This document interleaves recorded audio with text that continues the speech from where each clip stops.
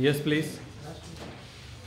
हमारा जो यूनिट चल रहा है बेटे, यूनिट 7 का थर्ड चैप्टर जो है थर्मल प्रॉपर्टीज ऑफ मैटर, उसमें मोस्ट प्रोबेबली हमने सारा चैप्टर कंप्लीट कर लिया है। आखिरी टॉपिक बचा है न्यूटन्स लॉ ऑफ कूलिंग। आखिरी टॉपिक क्या बचा है बेटे?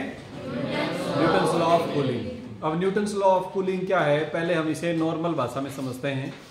न्यूटन्स लॉ ऑफ कूलिंग से हमें ऑलरेडी पहले से हम अनुभव करते हैं अपनी रूटीन लाइफ में। क्या है कि जैसे मान लीजिए कि हमने एक टेबल पे चाय का कप रखा, गर्म चाय है और गर्मी का सीज़न है, और इसी सिचुएशन को विंटर सीजन में यानी सर्दियों के सीजन में सोचो। अब आप मुझे बताओ किस केस में चाय जल्दी ठंडी हो जाएगी, गर्मियों में या सर्दियों में? सर्दियों में। क्या कारण है? टेम्परेचर डिफरेंस ज़्यादा है। बहुत ही बढ़िया बात बोली एक बच्चे ने, टेम्परेचर डिफरेंस ज़्यादा है। क्योंकि गर्मी के दिनों में मान लो चाय का टेम्परेचर 80-90 डिग्री के आसपास कुछ होगा, और बाहर सराउंडिंग का टेम्परेचर मान लो 47-48 डिग्री के आसपास होगा, तो टेम्परेचर डिफरेंस कुछ कम हुआ, अप्रोक्सीमेटली 35-40 डिग्री के आसपास सपोज। और विंटर सीजन में अभी थोड़े दिन बाद में तो टेम्परेचर हो सकता है 0 डिग्री 2 डिग्री सेल्सियस के आसपास हो सराउंडिंग्स में, और आपने चाय को 90 डिग्री पर रखा है, तो टेम्परेचर डिफरेंस बहुत ज़्यादा हो गया। यस, तो इसलिए कम टाइम में ज़्यादा हीट फ्लो होगी चाय से सराउंडिंग्स की तरफ। एम आई राइट? यही है बेटे Newton's law of cooling. Newton's law of cooling कहता है कि भाई ये तो हमें पहले से पता है कि हीट हाई टेम्परेचर से लो टेम्परेचर की तरफ फ्लो करती है, लेकिन एक यूनिट टाइम में कितनी हीट फ्लो करती है ये इस बात पर डिपेंड करता है कि दोनों जगह के बीच में टेम्परेचर डिफरेंस कितना है। दोनों जगह के बीच में टेम्परेचर डिफरेंस कितना है। अगर टेम्परेचर डिफरेंस ज्यादा है तो हीट फ्लो ज्यादा होगी, अगर टेम्परेचर डिफरेंस कम है तो हीट फ्लो कम होगी। तो इसे क्या कह सकते हैं हम? Rate of flow of heat is directly proportional to temperature difference between system and surroundings. Between system and system क्या है बेटे? आप जिस बॉडी से जहां से हीट ले रहे हो, और सराउंडिंग्स जहां पर हीट जा रही है। और हालांकि सिस्टम और सराउंडिंग्स कहना जरूरी नहीं है, किसी एक जगह से दूसरी लोकेशन पर हीट फ्लो करेगी तो पूरा ही हमारा सिस्टम भी हो सकता है। तो from one location to another location, from one location to, बोलो बेटे कोई दिक्कत है?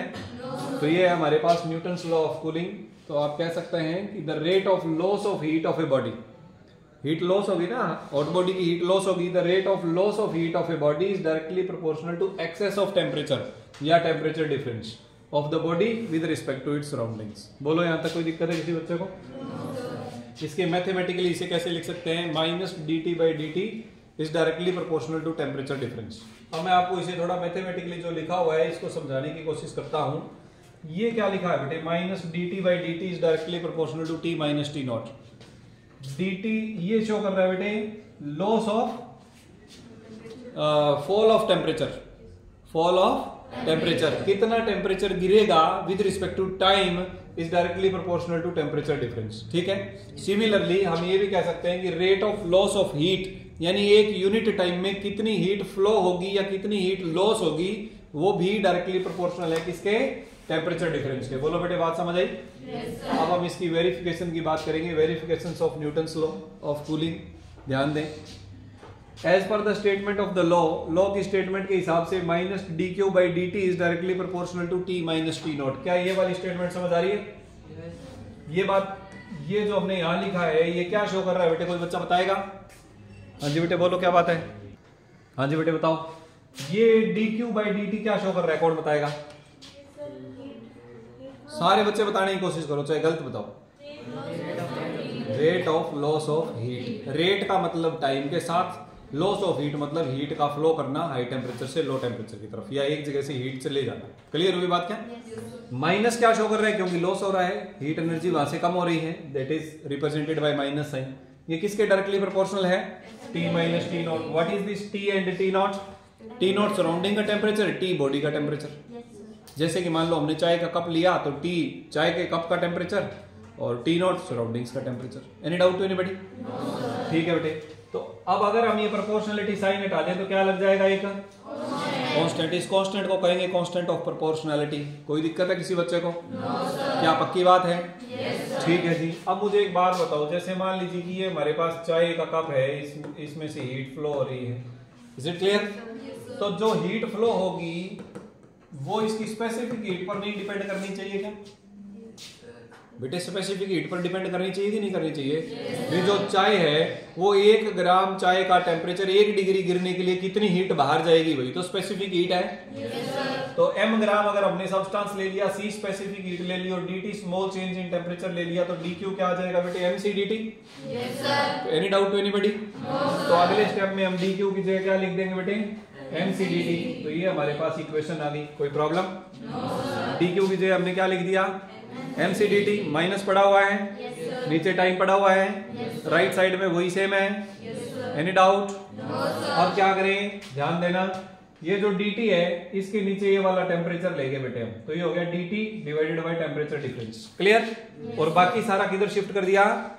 राइट साइड में, अलोंग विद नेगेटिव साइन। तो इधर कौन आ गया? k पहले था, माइनस इधर आ गया, m और c नीचे आ गया, कोई दिक्कत? नीचे जो टाइम था dt वो इधर ऊपर आ गया। Any problem? अब ये जो कांस्टेंट और divided by mass into c, ये पूरा ही तो कांस्टेंट है। मास जो है मैटर का, क्या वो चेंज होगा? नहीं। भाई चाय मान लीजिए पहले 10 ग्राम या 20 ग्राम या 50 ग्राम उसमें कप में हमने डाली हुई है, तो उतनी ही रहेगी कि कम ज्यादा हो जाएगी? उतनी ही रहेगी। और c स्पेसिफिक हीट भी फिक्स है। यस। तो इसका मतलब ये सारा एक कांस्टेंट हो गया, जिसे हमने एक नया कांस्टेंट बोल दिया बेटे k। पहले कैपिटल k लिखा हुआ था, अब स्मॉल k लिखकर हमने इसे न्यू कांस्टेंट में कन्वर्ट कर दिया। ठीक है, आप इसे k डैश k1 k2 कुछ भी लिख सकते हो, जैसे आपको बढ़िया फील हो। तो अब हमारे पास इक्वेशन क्या बन गई बेटे? dt divided by temperature difference is equal to minus k dt। बोलो यहां तक कोई प्रॉब्लम? पक्की बात है। यहां पर हमने एक नया कांस्टेंट डिफाइन कर दिया, जो कि पहले वाला constant divided by m into c के बराबर है। अब देखो, अब हमारे पास इक्वेशन आ गई dt divided by t minus t nought. मैं यहां थोड़ा बड़े में लिख लेता हूं, dt divided by t minus t nought is equal to minus k dt। कोई प्रॉब्लम? अब हमने क्या करना है बेटे? इसका इंटीग्रेशन कर देना है। क्या कर देना है इसका? Integration both sides. जब हम दोनों साइड इंटीग्रेशन करते हैं तो एक हमारे पास इंटीग्रेशन कांस्टेंट लग जाता है, जो कि यहाँ पर आपको c के रूप में दिख रहा है। क्लियर हुआ? हाँ जी। एक फार्मूला मैंने आपको जब इंटीग्रेशन करवाया तब बताया होगा, dx बाय x का इंटीग्रेशन क्या होता है बेटे? Natural log of x। Natural log of x, और इसे आप ln ऑफ x भी रिप्रेजेंट कर सकते हैं। log बेस e को ln से लिखते हैं, जिसे बोलते हैं नेचुरल लॉग। क्या मेरी बात समझ आ रही है? yes, sir। तो इसी प्रकार dt डिवाइडेड बाय ये भी टेम्परेचर है, तो इसका इंटीग्रेशन क्या होगा बेटे? Natural log of t minus t naught. कोई problem? Is equal to minus k dt का इंटीग्रेशन t प्लस क्या लग गया बेटे? इंटीग्रेशन कांस्टेंट प्लस क्या लग गया? क्या कोई दिक्कत है किसी बच्चे को? तो ये हमारे पास न्यूटन्स लॉ ऑफ कूलिंग का मैथमेटिकल इक्वेशन है। ये इक्वेशन किसका है बेटे? न्यूटन्स लॉ ऑफ कूलिंग का मैथमेटिकल इक्वेशन। क्या मेरी बात समझ आई है? yes, sir। अब इसे एक अलग तरीके से और समझा देता हूं मैं आपको।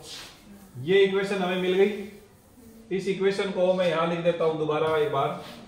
हमने निकाला natural log of t minus t naught is equal to minus k t plus c. Is it clear? अगर इस इक्वेशन को हम इसके साथ कंपेयर करें, y is equal to m x plus c, ये किसकी इक्वेशन है? स्ट्रेट लाइन की इक्वेशन है, जहां पर y और x दो वेरिएबल हैं, m स्लोप है और c इंटरसेप्ट है। क्लियर? हाँ जी। अब मुझे बताओ बेटे, m की जगह यहां पर क्या है? x की जगह कौन है? और y की जगह कौन है? Natural log of t minus t not. यानी अगर हम एक ग्राफ बनाना चाहें किस किस के बीच में बेटे, एक तरफ ले लेते हैं हम natural log of t minus t not, और दूसरी तरफ ले लेते हैं हम बेटे माइनस का के T, sorry t only. Clear हुआ? अब ये स्लोप नेगेटिव है क्या? हमने यहां से पता चल गया कि m जो है ना वो माइनस के बराबर है, यानी नेगेटिव स्लोप है। क्लियर हुई बात? ओके। तो एक straight line with negative slope इस प्रकार का ग्राफ बन जाएगा। Any doubt to anybody? पक्की बात है? ठीक है बेटे। तो ये हमारे पास न्यूटन्स लॉ ऑफ कूलिंग, और न्यूटन्स लॉ ऑफ कूलिंग जब आप डिफाइन करें उसके बाद इसकी वेरिफिकेशन, और उसके बाद ये इसका ग्राफ। कोई दिक्कत है किसी बच्चे को? ठीक है। न्यूटन्स लॉ ऑफ कूलिंग का ग्राफ भी हमारे पास यहाँ पर हमने बनाया हुआ है, और इधर एक डिवाइस दिखाई हुई है। वो डिवाइस क्या है बेटे? कॉपर कैलोरीमीटर है। ये डिवाइस क्या है? Copper calorimeter. कॉपर कैलोरीमीटर क्या है? देखो ध्यान दे, न्यूटन्स लॉ ऑफ कूलिंग को वेरीफाई करने के लिए ये डिवाइस है। ये जो डिवाइस अंदर लिया हुआ है इस डायग्राम में, जिसे सी से दिखा रखा है, ये है कॉपर कैलोरीमीटर, जो कि कॉपर का बना हुआ है, और आउटसाइड में इसको ब्लैक कलर से पेंट करके रखते हैं। Is it clear? ताकि जो भी रेडिएशन या लाइट इसके ऊपर गिरे वो रिफ्लेक्ट बैक हो जाए। Is it clear? नहीं, ऐसा नहीं है, रिफ्लेक्ट बैक नहीं होगी। ब्लैक बॉडी की तरह इसे बिहेव करने के लिए इसे पेंट ब्लैक किया जाता है। Is it clear? और इसके अंदर क्या डाल देते हैं बेटे हम? पानी, वाटर। कितना? रूम टेम्परेचर से 30 से 40 डिग्री ज्यादा गर्म करके। मान लीजिए रूम टेम्परेचर 27 डिग्री है, तो उसमें 30 या 40 गुना यानी 57 से 67 डिग्री या 70 डिग्री के आसपास का टेम्परेचर करके इसमें हमने क्या डाल दिया? वाटर डाल दिया। और एक यहाँ थर्मोमीटर लगा दिया ऊपर, कॉर्क, रबड़ कॉर्क से बंद करके। यहाँ पर क्या यूज कर रहे हैं बेटे? हम एक रबड़ कॉर्क यूज कर रहे हैं। इस जगह पे क्या यूज किया जा रहा है? एक रबड़ कॉर्क, और इसके अंदर क्या डाल दिया हमने? थर्मोमीटर। क्या मेरी बात समझ आई? और एक यहाँ पर क्या यूज कर रहे हैं? स्टीरर, इसको मिक्स करने के लिए, हिलाने के लिए। Is it clear? ओके। और एक हमने डबल वॉल वेसल ले रखा है बेटे, एक वेसल जिसकी दीवारें इस प्रकार थोड़ी दूरी पर है, और इसके बीच में भी हमने वाटर डाल दिया रूम टेम्परेचर के ऊपर। वाटर क्या डाल दिया बेटे? रूम टेम्परेचर के ऊपर, ताकि इसके आउटसाइड का जो टेम्परेचर है वो कांस्टेंट मेंटेन रहे। इसके टेम्परेचर क्या रहे? इसके कांस्टेंट मेंटेन रहे इसके। और इसके अंदर भी एक थर्मोमीटर लगा दिया। क्या कोई दिक्कत? अब क्या किया हमने? अलग अलग टाइम के ऊपर स्टेरर को हिलाते रहे और अलग अलग टाइम के ऊपर थर्मोमीटर्स की रीडिंग नोट करते रहे। क्लियर हुआ? अब ये जो है, ये हमें टी बताएगा सिस्टम का टेम्परेचर, और ये आउटसाइड का टेम्परेचर। तो आउटसाइड का टेम्परेचर तो वही रहेगा बेटे, और सिस्टम का जो टेम्परेचर है वो हम अलग अलग टाइम पर मेजर कर लेंगे। ठीक है? जैसे मान लीजिए पहले आपने आधे मिनट के ऊपर टेम्परेचर नोट किया, हर आधे मिनट के ऊपर अभी शुरू किया, फिर आधे मिनट बाद देखा, फिर आधे मिनट बाद देखा। क्लियर? उसके बाद आपने 1-1 मिनट के डिफरेंस से देखा, उसके बाद आपने 2-2 मिनट के डिफरेंस से देखा। जब ये सारी वैल्यूज आपके पास इकट्ठी हो गई, तो उन सभी का नेचुरल लॉग की वैल्यूज लेकर और टाइम के साथ जब हम ग्राफ प्लॉट करेंगे, तो ये ग्राफ आ गया। यही ग्राफ हमें उस इक्वेशन से मिल रहा था, और यही ग्राफ कॉपर कैलोरीमीटर की मदद से हमने सिस्टम और सराउंडिंग के बीच में टेम्परेचर डिफरेंस को टाइम के साथ मेजर करके प्राप्त कर लिया। क्लियर? इसका मतलब ये एक्सपेरिमेंटल वेरिफिकेशन है न्यूटन्स लॉ ऑफ कूलिंग का। ये क्या है बेटे? Experimental verification of Newton's law of cooling. बोलो बेटे, कोई दिक्कत किसी बच्चे को? ठीक है, तो ये था हमारे पास यूनिट 7। इसके साथ ही हमारा आज कंप्लीट हो जाता है, जिसमें 3 चैप्टर्स थे: mechanical properties of solids, mechanical properties of fluids and thermal properties of metal. Any doubt to anybody? Just after completion of unit 7 now we will go for unit 8। अब हमें यूनिट 8 को start करना है, thermodynamics. ठीक है बेटे? Okay.